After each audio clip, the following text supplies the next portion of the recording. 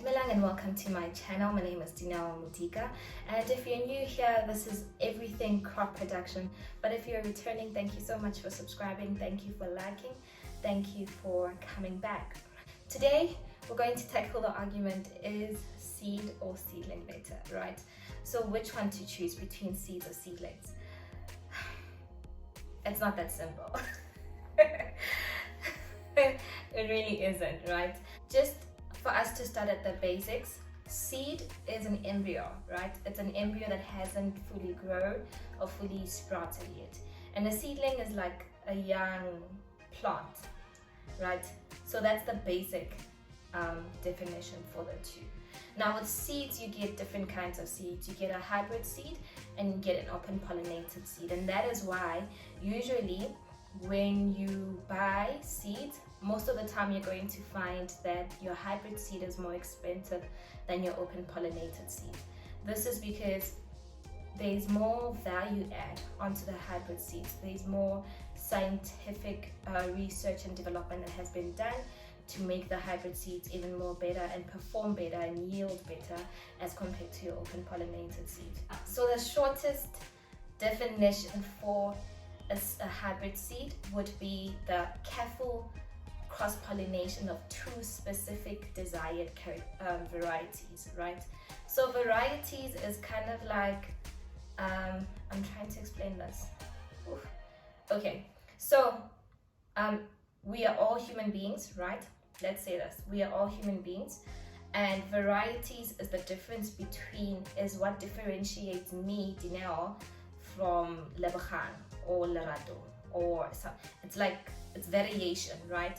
And specific varieties are desired above others because of what they can do in specific climates, in specific areas, and for specific markets. So essentially, when we say crop varieties, we mean that it could be a cabbage, but it's named differently.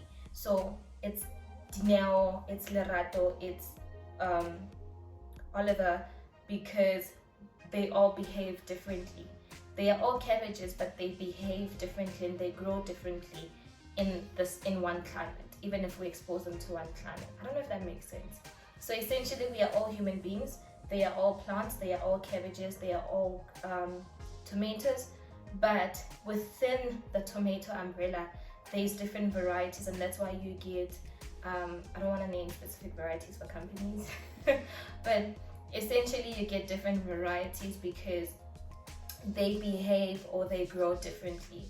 So then we go back to the definition of a hybrid. So a hybrid is the careful cross-pollination between two specific or three specific varieties to form a desired F1, right? We call the seed that forms out of that an F1, right? So it would be, maybe you like that Dineo can actually grow well in a cold area.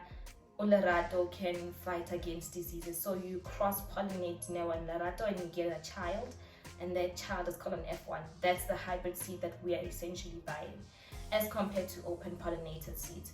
The difference with open pollinated seed is that with open pollinated seeds, there's no careful cross-pollination.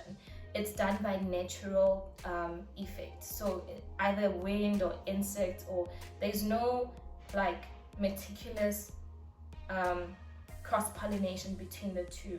It's kind of like we just let it flow, like we go with the flow. If the Lerato decides to cross-pollinate with somebody else other than Dineo, that's fine, we get the produce, right? So the advantage of an open pollinated, number one, is that it's cheap. Number two is that you can produce it over and over again and still get the same product as compared to your F1 population, right? So with your F1 or your hybrid population, F1 is hybrid.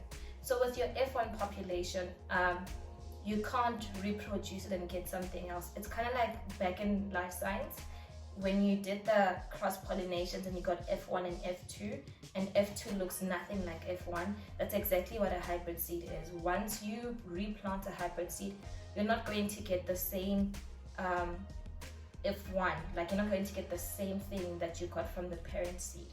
you'll probably get like your F2 generation, and which is not really completely, but a mixture of what the F1 characteristics were, right? So yeah, and that's why hybrid seeds are more expensive, because there's a lot of research and development that goes into it to try and make it easier, to try and make it more adaptable to specific climates, to try and make it adaptable to specific markets, to try and make it adaptable to specific areas, climates, and markets, right? So that's the difference between a seed. That's the difference between your hybrid seeds and your open pollinated seeds. But also, once you start considering it and you try and do a production cost list, which is something that I'm going to do in one of my videos in future, is when you weigh the cost between hybrid seeds and open pollinated seed, you're losing a lot of money if you're buying hybrid seeds in the beginning. But there's actually the value add, you actually see it at the end when you're done. So for instance, in terms of yield, your say butternuts, right? An F1 butternut will give you 20 to 25 tons per hectare, whereas your open pollinated butternut variety can give you like 15 tons, right? 15 to 20, whereas that other one can give you like 20 to 30 to even 35, depending on how your production practices are.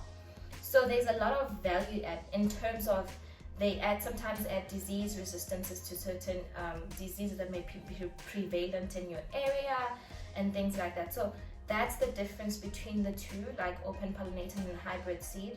But now we go back to the difference between seeds and seedlings and which is better. So with the argument of which is better between seeds and seedlings, I don't think we can ever win that. This is because it's crop specific. So your high value crops like tomatoes, peppers, cucumbers, for those things you don't want to do the seedling, you don't want to do the seeds because you're not guaranteed of how many is going to come out, right? And also as a farmer, you don't want to take on that loss. So you would rather send it to a seedling guy to say, can you please make me 1,000 seeds? Can I please have 1,000 seeds of cucumbers? Can I please have 1,000 seeds of peppers? And then you get 1,000 seeds of peppers. You don't get like 70% of that. But when you are planting it from seed yourself, you carry that loss. Like you carry that responsibility of making sure that you get everything that you get. So the advantage of seedling over seeds is that when I put 1,000 seedlings down, I'm definitely getting 1,000 seedlings down. However, that's not the case with seeds. When you put 1,000 seeds down, because your workers don't particularly in the farm, your field workers don't particularly plant or seed the same way. Somebody might use a depth of, somebody's finger may be this thin, right? And another one may be this thick. And then somebody might push it deeper, somebody might push it shallow, and then you're gonna come back 7 days after you've seeded and only 5 in a row have germinated, the other ones are still coming up. The other one is too deep, so it struggles to come up. So it's kind of like you're not even sure how many seedlings you're going to get if you plant from seeds into the ground, direct sowing. But you are assured of that if you do it seedlings. So I would advise, if you're doing high value crops like your tomatoes, your peppers, your cucumbers, then your cabbages, things like that. I'm just putting cabbage because it's a small seed. Then I would recommend that you start it from seedlings. But if you are doing things like butternuts, cucumbers, watermelons, habit squash, everything in the cucurbits family, then I would recommend that you can even do direct transplanting, right? You just need to monitor how people go deep, how everything is seeded, but also you can do it seedling as well. It's not that you can't or you're not able to do it from seedling, but it's advised that if you're going to go that route, then do it the seed way. I mean, yeah, right? There's no difference to it. Also, when you are doing seedlings, there's such a process called hardening off. Okay, so say for instance your tomatoes, you're doing tomatoes and peppers, right? Your tomatoes and peppers takes about 3 to 4 weeks in the summer months, and like in the warmer months, and then it will take 4 to 6 weeks in the winter months. That's because everything that grows during the colder months is slower, right? Just as human beings are slower in the colder months, plants are slower in the colder months as well.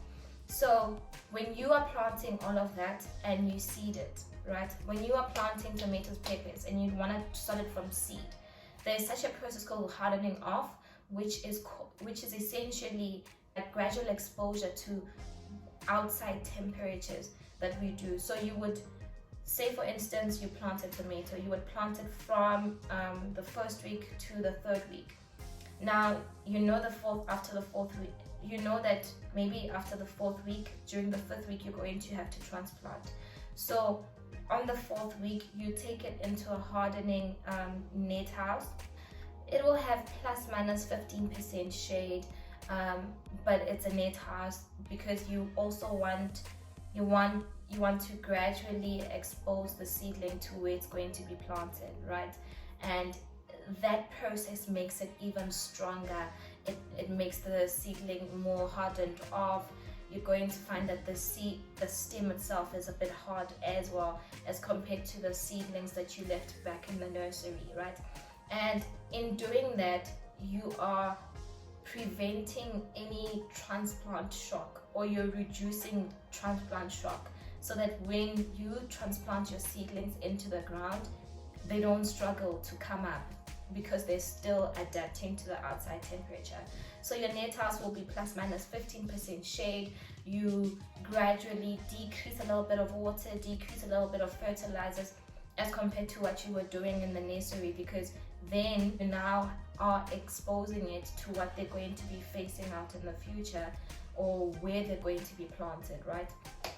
So yeah, that's transplanting. With the case of seeds and seedlings, that argument is so hard to actually, it's debatable. Things like cabbages, cauliflowers, broccoli, Brussels sprouts, things in the brassica family, those things you can start from seedlings, right? Because they have small seed and you're not even sure. Sometimes with the depth, it could probably cause issues for you. But you also want to maintain that, like as I said, you want to take the risk away from you. So you don't want to deal with the risk. So you would rather take it to a nursery, a reputable nursery. You buy the seeds yourself if need be, and then you take it to the nursery if it's cheaper for you to do that. Sometimes it's safer for you to do that because some nurseries can tell you that this is a specific variety and it's not, unfortunately. But yeah, if you feel safe enough to buy it, then you buy it and you take it to the nursery and they do it. Now your brassica family will be ready. Your seedlings should be ready in 3 to 4 weeks in the warmer months, but in the winter months or the colder months, it will be ready in 4 to 6 weeks because everything is slower in winter. Also, your leafy crops, your spinach, your lettuce, Swiss chard, things like that, those can take plus minus 2 to 3 weeks for them to be ready. This is in the warmer months, right? 2 to 3 weeks in the warmer months. In winter, it takes 3 to 4 weeks, and then it's ready for transplanting. Always make sure that the seedling is hardened off. Your peppers, your tomatoes, your cabbages, your broccoli, your cauliflower, always make sure that it's hardened off, right? Even the seedling, the leaf itself feels a little bit hardy. That's how you check it. It's so important that you harden off your seedlings because you want to minimize the transplant shock, right? When seedlings have been hardened off, when you put them into the ground, it doesn't take much for them to come up. But if they're not hardened off, they take a couple of days to get used to the environment before they can start growing as they should.